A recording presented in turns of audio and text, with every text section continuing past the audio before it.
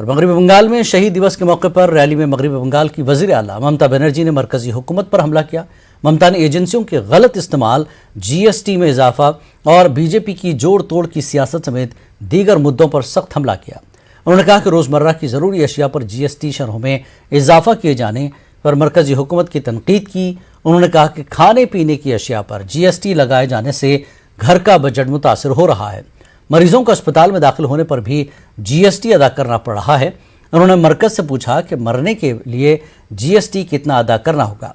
ममता ने मजीद कहा कि मगरबी बंगाल को 100 दिन के काम की तनख्वाह नहीं दी जा रही है। गरीबों को पिछले 7 महीनों से काम के एवज पैसे नहीं मिल रहे हैं। उन्होंने मरकज पर रियासत के पैसे रोकने का इल्जाम लगाया। ममता ने मजीद कहा कि अगर बीजेपी हुकूमत 100 दिन के काम की अदायगी नहीं करती है तो मैं दिल्ली में डेरा डाल देंगी।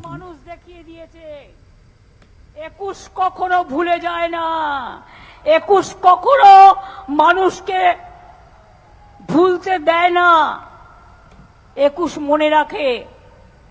তাই তো বলি আবার আবার ফিরে এসো একুশ বারবার, তাই তো বলি আবার আবার তৃণমূল ফিরে এসো বারবার। মিষ্টিতেও জিএসটি, মুড়িতেও জিএসটি, চিড়েতেও জিএসটি, দইতেও জিএসটি, লস্যিতেও জিএসটি, নকুলদানায় কত জিএসটি,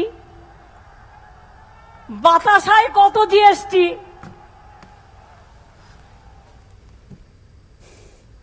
कोरोना के नए मामलों में आज इजाफा हुआ है। जारी करदा आदादोशुमार के मुताबिक पिछले 24 घंटों में 21,566 नए मामले सामने आए, जबकि इसी अरसे में 18,294 अफराद शिफायाब हुए।